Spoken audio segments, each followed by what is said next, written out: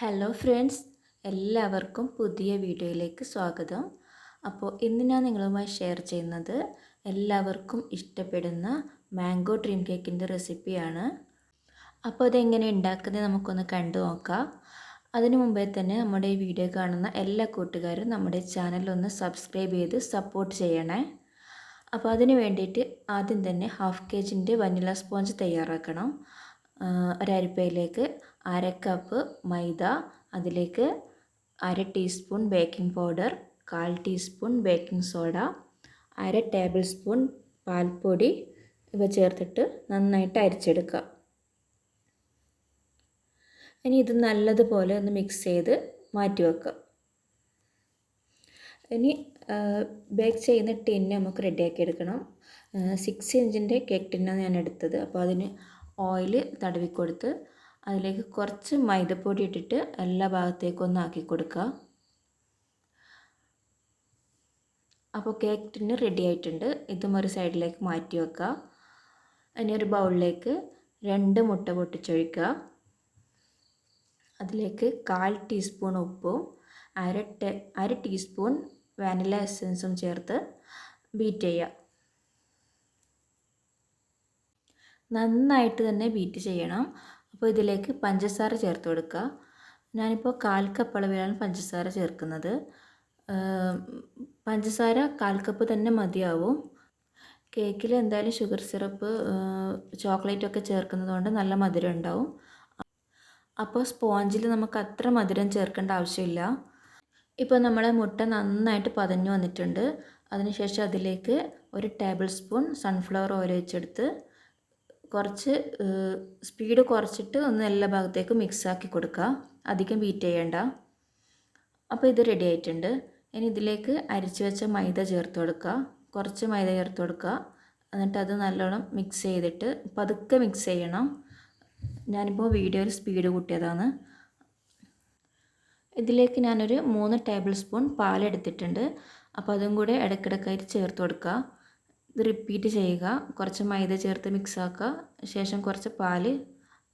അങ്ങനെ ഇത് മുഴുവനായിട്ട് നമുക്ക് ചെയ്തെടുക്കാം. ഇനി വിസ്ക് മാറ്റി ഇതുപോലെ സ്പാച്ചില ഉപയോഗിച്ചിട്ട് ഒന്ന് എല്ലാ ഭാഗത്തേക്കും മിക്സ് ആക്കിയതിന് ശേഷം കേക്ക് ടിന്നിലേക്ക് ഒഴിച്ചെടുക്കുക.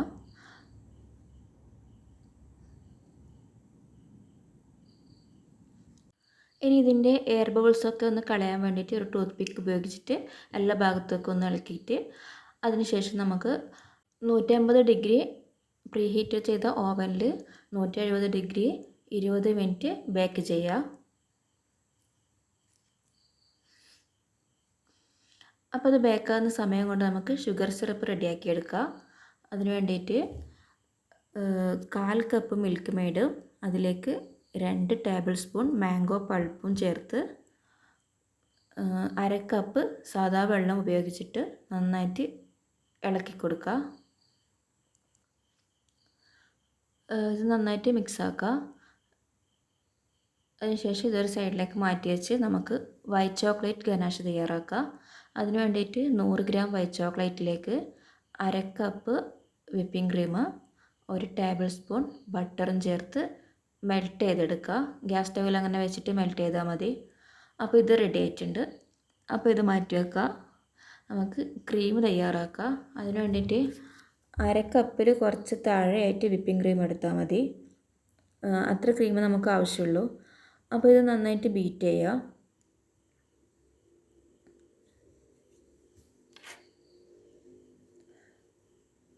നല്ല കട്ടിയിൽ തന്നെ ബീറ്റ് ചെയ്തെടുക്കുക. കാരണം ഇത് മാംഗോ പൾപ്പും ചോക്ലേറ്റ് ഗനാഷെല്ലാം ചേർക്കാനുള്ളതാണ്. അപ്പോൾ ഇത് കുറച്ച് ലൂസായി വരും. അപ്പോൾ ഇത് റെഡി ആയിട്ടുണ്ട്. ഇനി ഇതിലേക്ക് 1/4 കപ്പ് അളവിൽ നേരത്തെ നമ്മൾ മെൽറ്റ് ചെയ്ത് വെച്ച വൈറ്റ് ചോക്ലേറ്റ് ഗനാഷ് ഇല്ലേ, അതിൽ നിന്ന് 1/4 കപ്പ് ഒഴിച്ചു കൊടുക്കുക. അതേപോലെ തന്നെ 1/4 കപ്പ് മാംഗോ പൾപ്പും കൂടി ചേർത്ത് കൊടുക്കുക. മാംഗോ പൾപ്പ് ഞാൻ ഫ്രഷ് മാങ്ങ എടുത്തിട്ട് അതിൻ്റെ തൊലിയൊക്കെ കളഞ്ഞ് മിൽക്ക് മെയ്ഡ് ഇട്ടിട്ട് അരച്ചെടുത്തതാണ്. അപ്പോൾ അതും കൂടി ചേർത്ത് നമ്മളെ ക്രീം റെഡി ആയിട്ടുണ്ട്. അപ്പോൾ ഈ സമയം കൊണ്ട് നമ്മളെ കേക്ക് ബേക്കായിട്ട് വന്നിട്ടുണ്ട്. നല്ല സ്പോഞ്ച് ആയിട്ട് കേക്കാണ്. അപ്പോൾ ഈ കേക്ക് മുഴുവനായിട്ട് നമുക്ക് ആവശ്യമില്ല. ഇതിൻ്റെ ടോപ്പ് ഭാഗം കട്ട് ചെയ്തിട്ടാണ് ഞാൻ എടുത്തത്. അപ്പോൾ നമ്മൾ ബേക്ക് ചെയ്ത് അതേ ടിന്നിലാണ് ഞാനിത് സെറ്റ് ചെയ്യുന്നത്. അപ്പോൾ ആ സ്പോഞ്ച് അതിൻ്റെ ടോപ്പ് ഭാഗം കട്ട് ചെയ്തതിന് ശേഷം അതിലേക്ക് എടുത്തു വെക്കുക. അതിലേക്ക് നമ്മൾ തയ്യാറാക്കി വെച്ച ഷുഗർ സിറപ്പ് ഒഴിച്ചു കൊടുക്കുക. ഷുഗർ സിറപ്പ് അത് മൊത്തത്തിൽ തന്നെ ഒഴിച്ചു കൊടുക്കണേ, എന്നാലേ കേക്ക് കഴിക്കുമ്പോൾ നല്ല ടേസ്റ്റ് ഉണ്ടാവുമല്ലോ. അപ്പോൾ നല്ല അലിഞ്ഞിട്ട് നല്ല ടേസ്റ്റ് ഉണ്ടാവും അങ്ങനെ കഴിക്കുമ്പോൾ. അപ്പോൾ അത് മൊത്തത്തിലങ്ങ് ഒഴിച്ചെടുക്കുക. അതിലേക്ക് നമ്മൾ റെഡിയാക്കി വെച്ച ക്രീമും കൂടെ ഒന്നാക്കി കൊടുക്കുക. ക്രീം ഇതേപോലെ തന്നെ വേണം, എന്നാലും നല്ല ടേസ്റ്റ് ഉണ്ടാവില്ല കഴിക്കുമ്പോൾ. അധികം തിക്കായാൽ അത്ര ടേസ്റ്റ് ഉണ്ടാവില്ല. ഇതാകുമ്പോൾ നല്ല ക്രീമി ആയിട്ടുണ്ടാവും. തണുത്തിട്ട് വരുമ്പോൾ നല്ല ടേസ്റ്റ് ആയിരിക്കും ഇങ്ങനെ കഴിക്കാൻ വേണ്ടിയിട്ട്. അപ്പോൾ ഇതൊന്നാക്കിയിട്ട് എല്ലാ ഭാഗത്തേക്കൊന്ന് ലെവൽ ചെയ്ത് കൊടുക്കുക. ഇനി ഇതിലേക്ക് നട്ട്സ് ചേർത്ത് കൊടുക്കുക. ഞാനിവിടെ കാഷ്യൂനട്ടാണ് ചേർത്തത്. ചെറുതായിട്ട് കട്ട് ചെയ്തിട്ടൊന്ന് റോസ്റ്റ് ചെയ്തെടുത്തതാണ്. അപ്പോൾ അതൊന്ന് എല്ലാ ഭാഗത്തേക്കും ആക്കിയതിന് ശേഷം നമുക്കതിലേക്ക് മാംഗോ പൾപ്പ് ചേർത്ത് കൊടുക്കുക. മാംഗോ പൾപ്പ് ആവശ്യത്തിന് ചേർത്ത് കൊടുക്കുക, എന്നാലും നല്ല ടേസ്റ്റ് ഉണ്ടാവും. കുറച്ച് നല്ല കട്ടിയിൽ തന്നെ ആക്കി കൊടുക്കുക.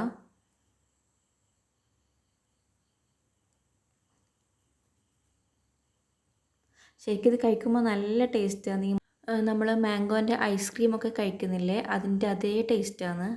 അപ്പോൾ നല്ല അടിപൊളിയാണ്. ഇതേപോലെ തന്നെ അധികം തിക്കൊന്നും ആക്കാതെ നല്ല ലൂസായിട്ട് തന്നെ ഇതുപോലെ ചെയ്തെടുക്കുക. അപ്പം ഈ ലെയർ സെറ്റായിട്ടുണ്ട്. അപ്പോൾ അതിൻ്റെ മേലെ ലാസ്റ്റ് ലെയറായിട്ട് ഞാൻ കൊടുക്കുന്നത് വൈറ്റ് ചോക്ലേറ്റ് ഗനാഷാണ്. അപ്പോൾ ഇത് നിങ്ങൾ ഇതുപോലെ ചെയ്തെടുക്കുമ്പോൾ അത് കുറച്ച് സമയം ഫ്രിഡ്ജിൽ വെച്ചിട്ട് ഒന്ന് തണുപ്പിച്ചിട്ട് ചേർത്ത് കൊടുക്കണേ.